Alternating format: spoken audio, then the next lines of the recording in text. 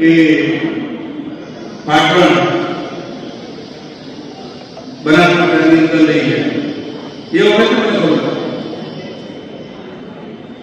અત્યારે આપણે વિમાનો પૂછે ત્યારે આપના બધાના આશીર્વાદ હશે તો આપણે યુનિવર્સિટી પણ અહીંયા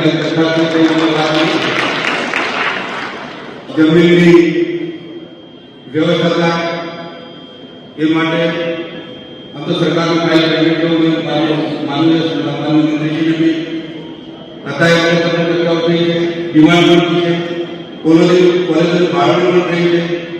એ પણ હું આપું ત્યાં સુધી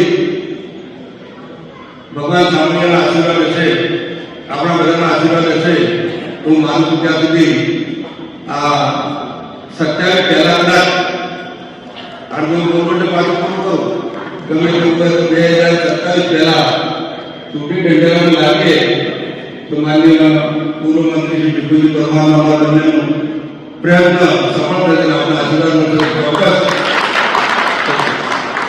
બિપિન કુમાર રેસા, પ્રમુખ મોડાસા કેળવણી મંડળ.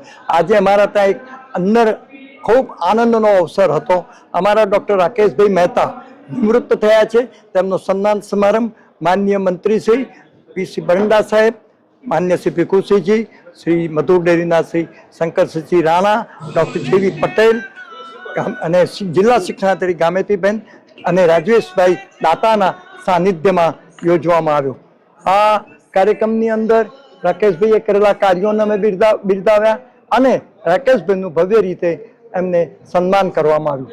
આ પ્રસંગે માન્ય મંત્રી શ્રી બરંડા સાહેબે કહ્યું કે ગુજરાતના જે વર્ષોથી પ્રયત્ન આપણી યુનિવર્સિટીનો થઈ રહ્યો છે, જે પ્રયત્ન થઈ રહ્યો છે એ યુનિવર્સિટી આપણને મળે એ માટેની ફાઇલ આજે ચાલુ છે. એટલું જ નહીં, એ ઝડપથી મળે એવા બધા જ પ્રયત્નો અમે મંત્રીશ્રી તરીકે હું પણ કરી રહ્યો છું. માન્ય ભીખુજી મંત્રી હતા ત્યારે તેમને પણ કર્યા છે. એને લઈને યુનિવર્સિટી મળશે. આ પ્રદેશ શિક્ષણની જ્યોત સતત જલતી રાખી છે, એનો અમને સૌને આનંદ છે.